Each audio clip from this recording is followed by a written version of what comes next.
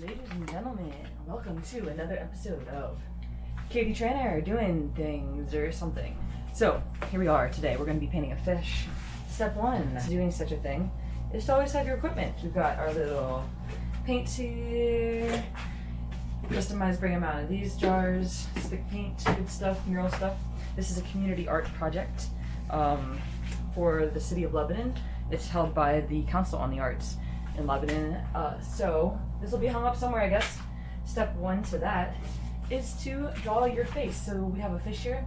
So I'm just gonna go and assume that the eyeball is gonna be there and like that. That's what it's gonna look like, and its fins are gonna be up here, and maybe that. That sounds about right, right? You know what fish look like? They look just like that. It's like every fish I've ever seen. Another cool thing is that when you're painting a lot, you can take your old shirts that you put in the dryer by accident, and now they become a fancy paint jacket. Hey! So step one is to always get really close to your materials, really get in touch with them, like actually get in touch with them. And the best way to start a mural or any type of project is just smear the paint on there. Just perfect. It's exactly like you want it to be. So that is how I recommend starting every project you will ever do. Just smear it on there with your hands. Don't even wear gloves sometimes. That's probably the best way. If you just smear it on there, sit nice and good, nice and full. Doesn't that look like a fish? See? So I started painting. I started painting like this around the age of 8 months, probably. I think I started with spaghetti, and then from there it just became murals. Now I do this full time. I have about 60 murals so far. Many more to come. And see, the cool thing is you can even do that and not even feel bad about it. That's what you do, right? So get your base color build up. I even have some blue on here so you can get some extra tones building with that. See that? They're not gorgeous. They're gorgeous. Right?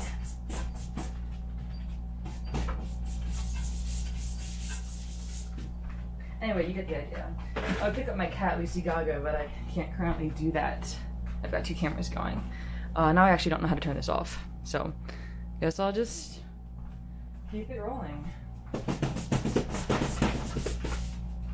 Some water on here.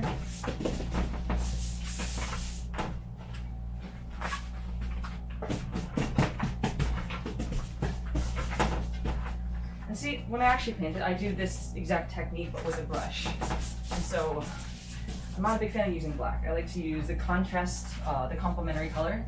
So for orange, that would be blue, right? And then I'll use some whites, some off tones, such as, well, you know, a fish is yellow. Goldfish. I have a pet goldfish at my girlfriend's house, and they're little sweethearts. There's 2 of them. One's white, one is orange. So I figured, why not like make a goldfish like that for them? Dedication to my little babies. I want them at a carnival.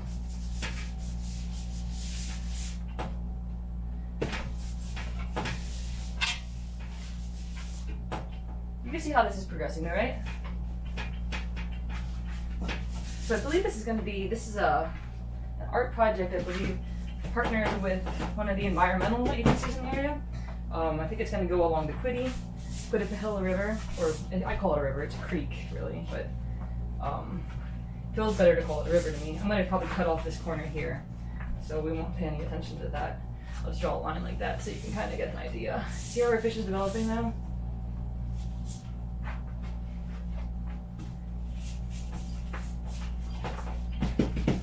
Alright, so we have our underlayer built up. Right, that was painless, easy to go, easy to do. I need to get some more paints out of the kitchen. I think I'm prepared into this room with what I need. So I'll be right back. It's a byproduct of being a mural artist on my 3rd year of doing such a thing, but I've been cranking it out pretty hard. So I'm going to be doing the second side of this fish too. So this is just one experimental side, but this is more of a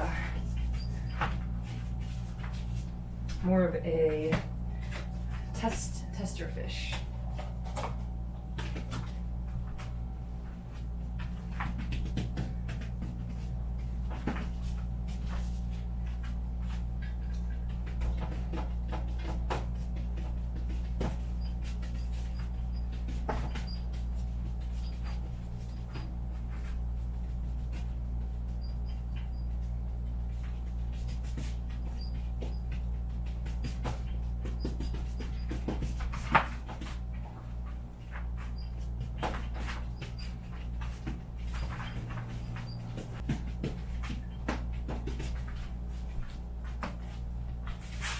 Could add some more little weight here.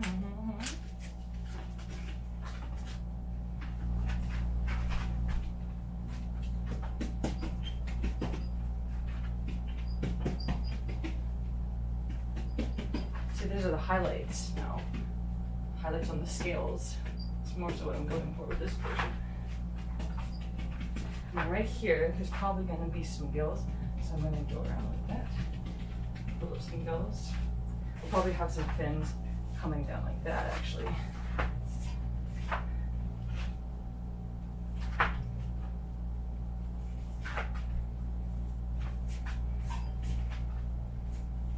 So this part where the fin's going to be, I'm actually going to remove a lot of the blue, which is fine. It's all part of the building up of the layers.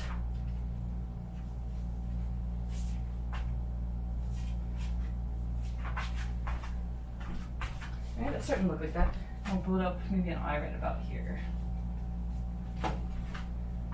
See our fish starting to come out?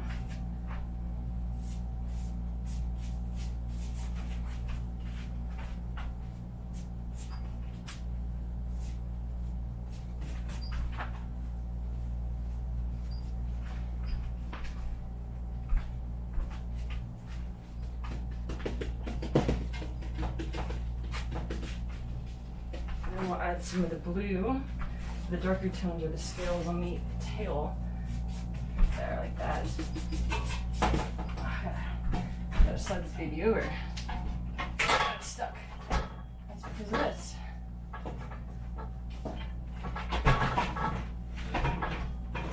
I think that'll work. If not, if it falls, I hope we get it on video at least. So it'll be a nice little cute addition to this.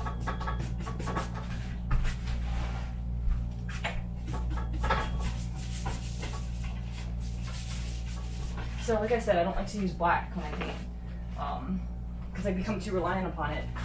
Now when I use any other color other than black, I get to build up my layers into really complex colors and shades and tones. Not really complex, but relatively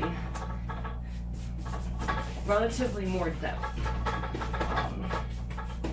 Some more orange in that. Where's my orange? Some more orange.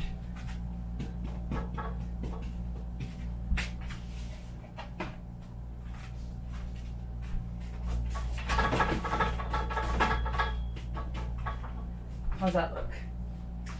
A little better? Let's get some more orange. And that's why you use actual mural paint, because this stuff is thick. It's like big fat pudding on your fingertips. Now I'll come over with some more highlights really quick, just like this.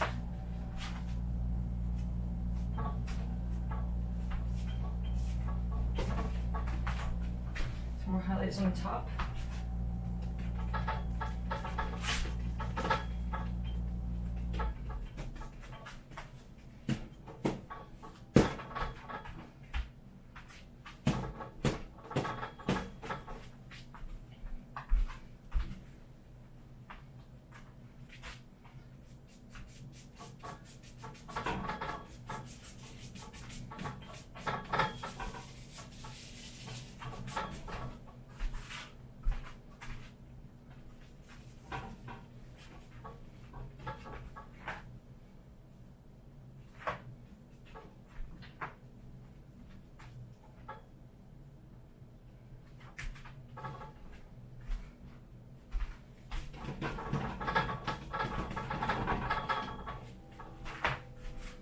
Alright, well, ladies and gentlemen, we've got a goldfish.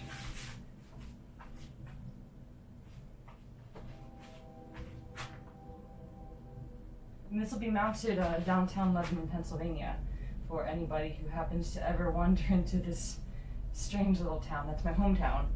That's where my studio is. And let's fix that eyeball really quick. Right, got it? And now you know how to paint a mural professionally with your hands. Join in next time for when I do something else, I guess. Bye.